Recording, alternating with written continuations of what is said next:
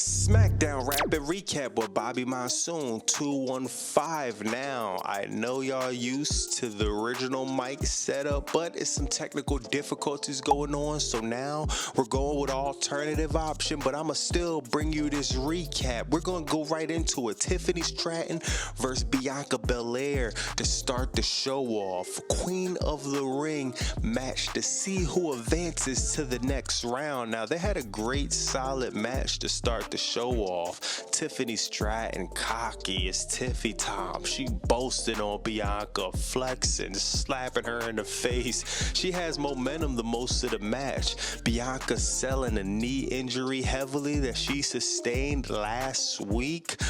Tiffany Stratton, she's about to hit the perfect moonsault to close the lid and advance, but Bianca Belair counters, hit her with the KOD 1, 2, 3.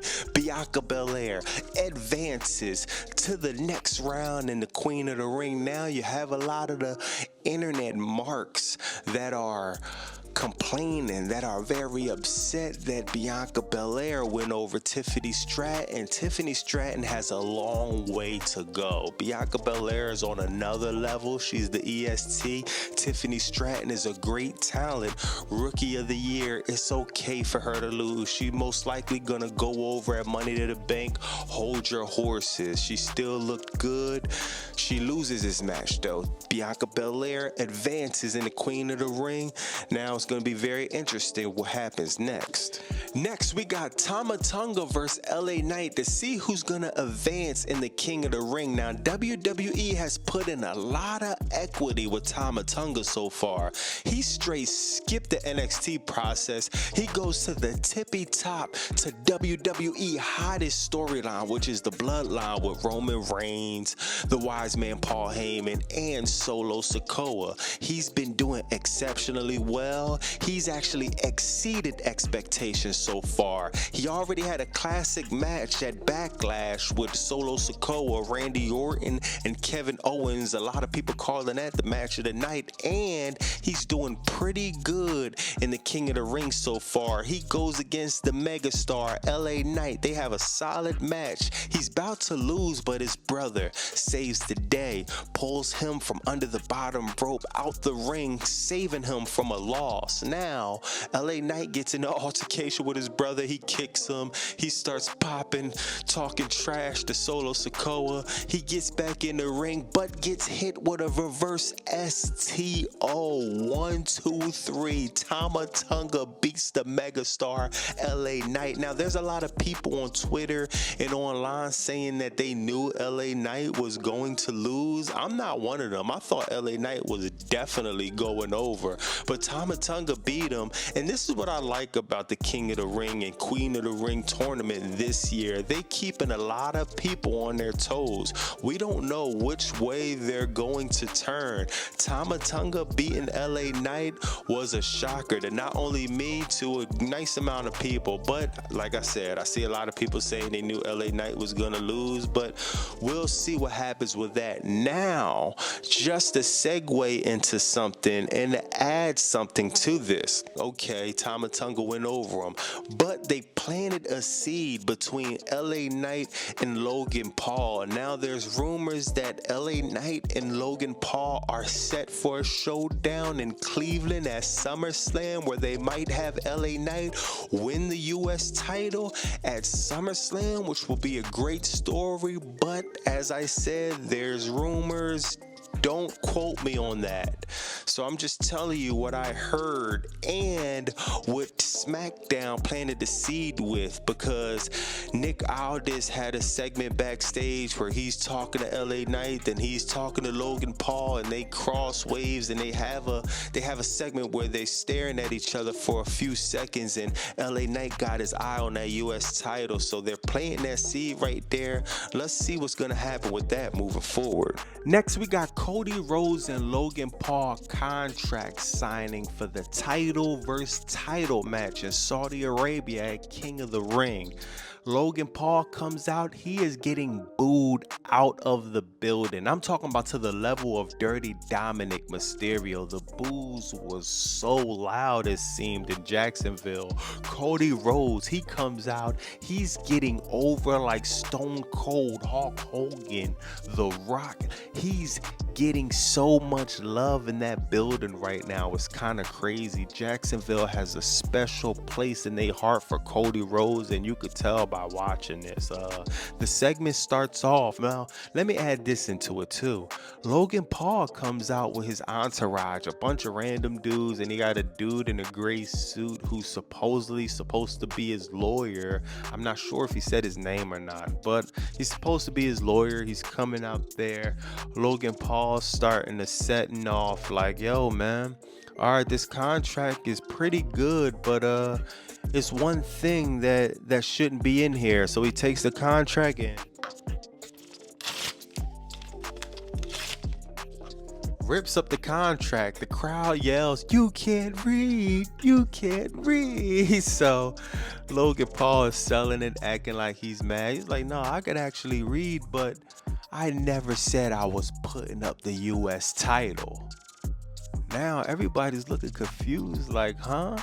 Nick Aldis, he starts getting mad, like, yo, man, you did say that. You said you was gonna put it up backstage. Now you playing games. Cody Rhodes like, chill, Nick Aldis. We know how you get when you get mad. Just go in the back. I got it from here. I'm gonna negotiate it, and we're gonna work out a deal, and I'm gonna come back with the contract. He says, all right. He leaves. Logan Paul, lawyer, says something smart to Nick Aldis, but it was very brief. They continue the segment, and Cody Rhodes winds up saying, you know what? All right, you're on. I'm going to give you the title match. You don't have to put your title shot up.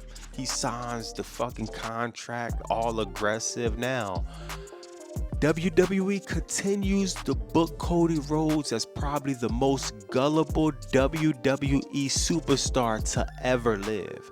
And I'm not talking about just superstars either. I'm talking about the divas, the women wrestlers, the men superstar, of course, anybody in NXT, anybody that's a referee that's setting up the ring, anybody in the crowd, in the back, in the truck, in the production, in Gorilla, at corporate.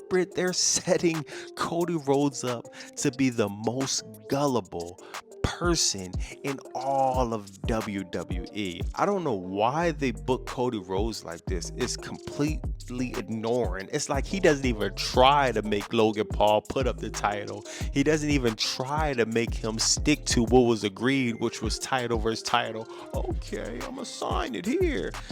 It's kind of crazy, but make a long story short, Cody Rhodes, he signs the contract. Then of course, it's a contract signing, so it has to be some type of physical altercation. So Logan Paul tries to hit him with the title. He ducks. He clothesline him out the ring. He starts beating up his random entourage members, slams them on the table. The segment ends. So now the title versus title is being pivoted from. Now the question is, does WWE pivot because it was a lot of backlash from everybody saying this is so predictable that Cody Rhodes is going to win and Logan Paul is going to lose because Logan Paul isn't going to be the US and world title? Is it pivoting from Logan Paul suggesting it? Is it Cody Rhodes who suggested? We don't know. We just know it went from title to title to not title to title to just a fucking world championship match. So we'll see how that goes from there. I think that's a good move, though, if you ask me, in my personal opinion, because title and title sounds cool, but Logan Paul dropping the US title to Cody Rhodes is very, very stupid, if you ask me. Logan Paul is a great heel champion. If he drops the title, it needs to be LA Knight. In my opinion, I would rather Shinsuke Nakamura or somebody, Santos Escobar, somebody who has the star power or the potential to continue to raise this U.S. title. Believe it or not, Logan Paul put a lot of prestige on that U.S. title. So whoever it gets dropped to needs to be elevating it. Not saying Cody Rhodes can't elevate it, just saying that it just didn't make sense. And a lot of the fans are shitting on that from the rip soon as it happened. So that was a good pivot by WWE. I agree with it. Next match, my personal match of the night, Jade Cargill versus Nia Jax. Now, I know this wasn't the 5-star banger match people be talking about.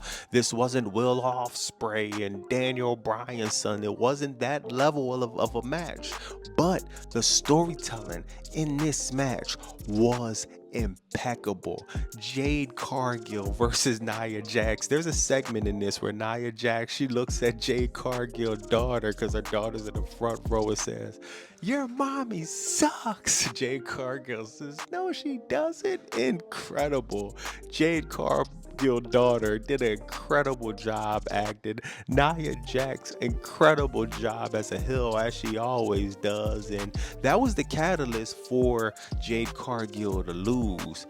And she lost by DQ, because after that segment, you know, Jade Cargill, she sees her talking crap to her daughter and she like snaps. So she snaps. Nia Jax, actually the one that grabs a steel chair though, tries to hit Jade Cargill. Jade Cargill grabs a chair, takes it from her, hits Nia Jax. The referee says, "Hey, ding, ding, ding," hits the DQ. Nia Jax wins by disqualification. Jade Cargill is livid, still livid. She was talking trash to her little daughter, so the fight doesn't end. They start to have some street type of fight thing going on after the match. Seems like Jade Cargill was bleeding. They was going back and forth, heavy hitters. One thing I want to see WWE do that I see AEW do in their women matches is they have more hardcore matches for women. And that's what I want to see from this Nia Jax and Jade Cargill in the future. Maybe at SummerSlam, maybe at one of these other pay-per-views. I want to see these two women in a street fight, hardcore setting match. When you talk trash to somebody's daughter, it needs to go to the street fight hardcore match. We can't have a regular match from there. So I hope WWE implements that. I think these two women could pull it off. Nia Jax have returned and have been nothing short than incredible.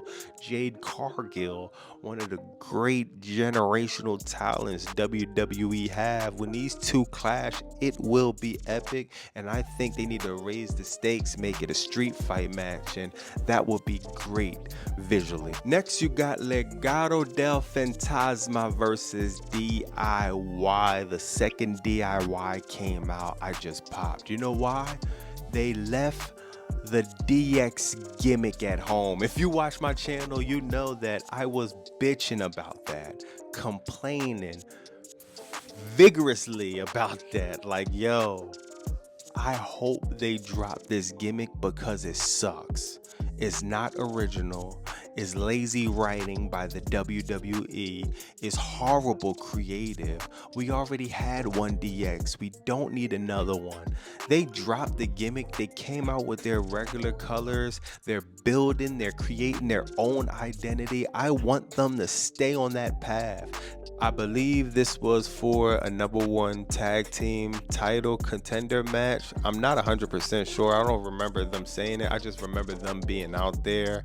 Solid match. DIY wins, of course. Legado del Fantasma. I don't think I ever seen them win any tag team match. Now for the last match, we got Randy Orton versus Carmelo Hayes. WWE is putting a lot of equity in Carmelo Hayes. He's keeping up with the likes of Cody Rhodes and Randy Orton, which is not the easiest thing to do. He's telling a great story. He's popping his shit. He's making his presence be known. I'm him. You know, he's having great matches, and even though he's losing, it doesn't feel like he's doing a job, or it doesn't feel like, you know, he should be losing. You're gonna beat Randy Orton, you're gonna beat Cody. You know, he's having close, good matches with them. He's keeping up with these guys. They have a great ending of the match though. He's going for some type of cutter off the second rope, then bang, RKO out of nowhere. Carmelo sells it perfectly, of course. And that's another RKO in the archives for Randy. Good job. SmackDown ends with Randy Orton cutting a promo against the Bloodlines. Let me know what y'all think in the comments of the King and Queen of the Ring tournament, how it's going down. This was a solid episode of SmackDown. Nothing too boring, nothing too predictable. It's Bobby Monsoon 215. Like, comment, subscribe.